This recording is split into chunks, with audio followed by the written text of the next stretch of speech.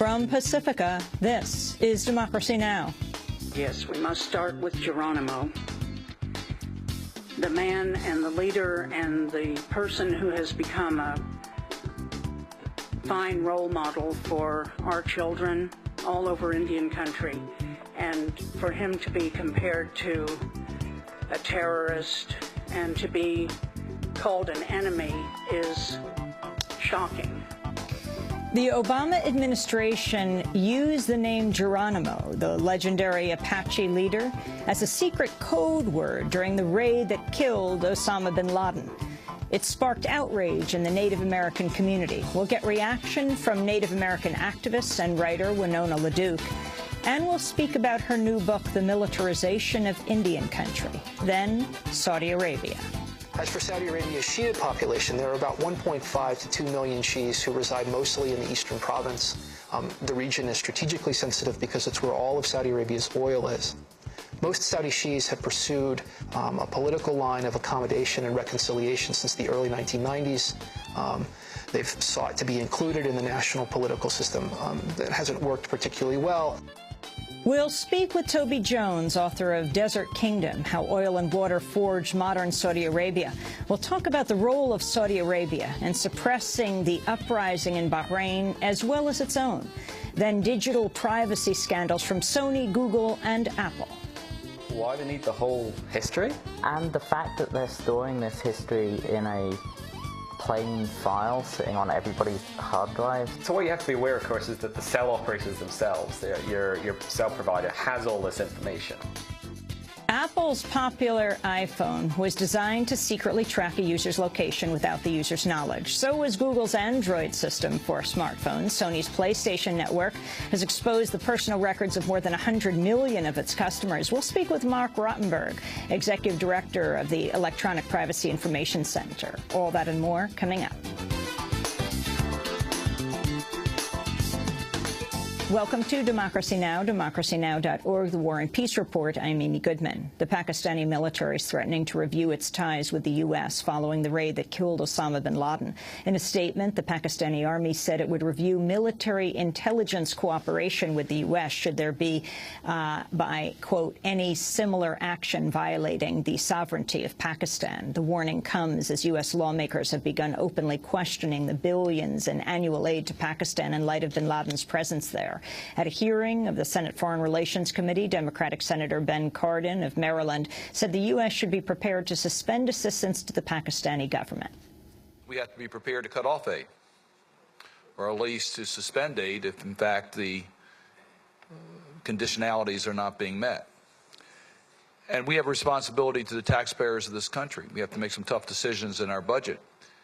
And quite frankly, there is concern as to whether the value is being properly used as it relates to Pakistan. Of course, the bin Laden issue just puts a big spotlight on that.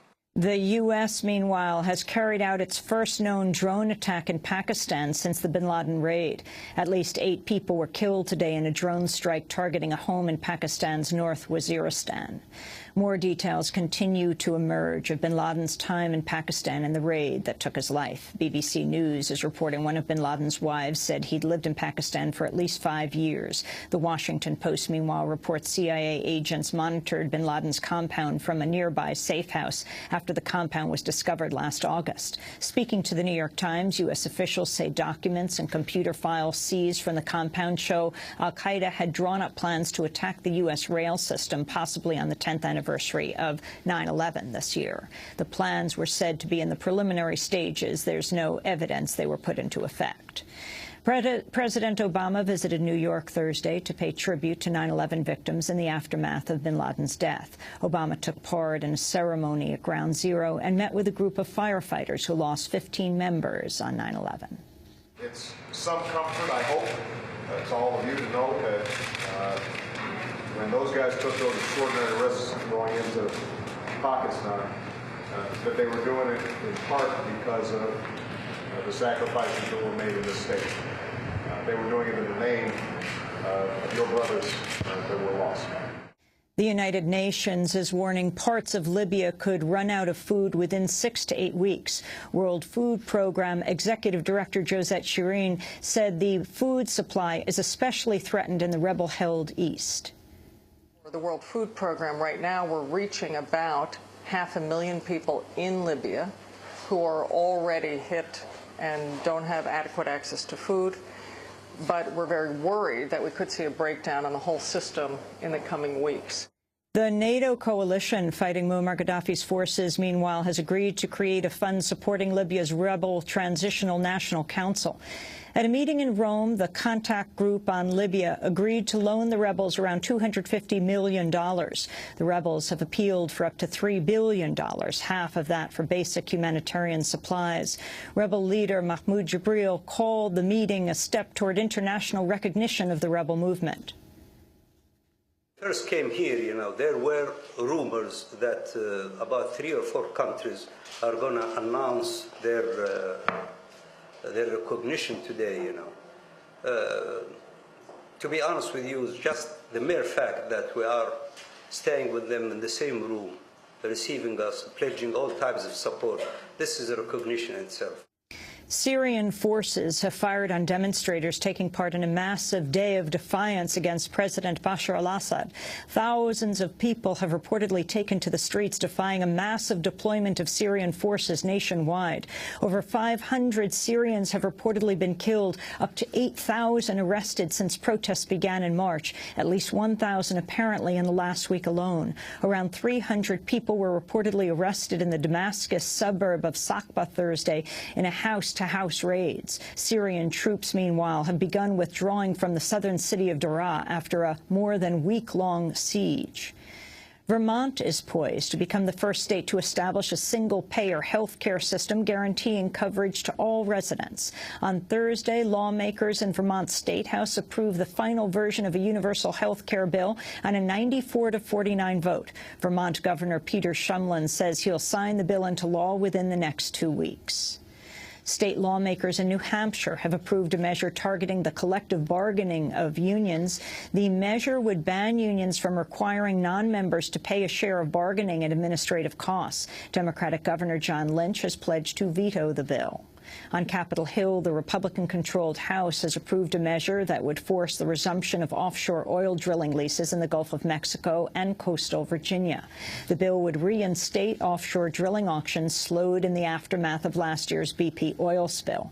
The White House wants to complete environmental reviews before allowing the auctions to resume.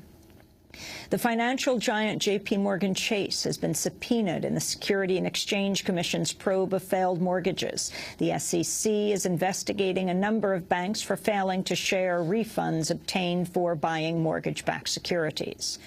President Obama marked Cinco de Mayo Thursday with a gathering at the White House. Speaking to those in attendance, Obama urged immigrant rights activists to mobilize for immigration reform. I want to work with Republicans and Democrats to protect our borders, to enforce our laws, and also to address the status of millions of undocumented workers. I want to sign the DREAM Act into law. I'm going to need your help. We've got to keep doing the hard work of changing minds and changing hearts and changing votes one at a time. But all of you are going to be out there, and you're going to have to help make this happen. In Mexico, demonstrators had begun a number of marches to protest the spate of nationwide drug violence and the government's response. Organizer Julian LeBaron helped kick off a march of over 500 people that will end Sunday in Mexico City. We should realize that if we don't protest and don't participate, we are taking part in violence. If we stay quiet, we become accomplices. There have already been 40,000 deaths. We came here to give our dead a name and dignity so that they don't become a statistic or collateral damage. More than 37,000 people have died in Mexico since President Felipe Calderón announced a war on drug traffickers in 2006. A team of international scientists has unveiled a new report warning rapidly increasing climate change could raise global sea levels up to 5 feet, 3 inches by 2100. The Arctic Monitoring and Assessment Program says temperatures in the Arctic are the warmest ever recorded, putting the region's ice caps and glaciers, as well as the Greenland ice sheet, at risk of melting. Study co-author Darth Dahl Jensen of the University of Copenhagen warned the rising sea levels could threaten coastal areas worldwide.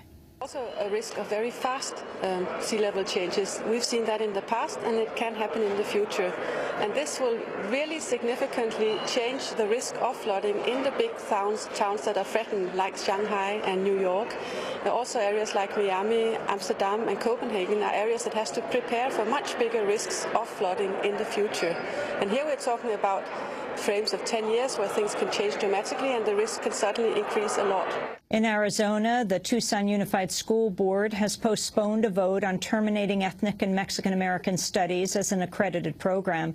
At a board meeting Tuesday night, Tucson police removed a 69-year-old activist and educator who'd asked to read a passage by Dr. Martin Luther King.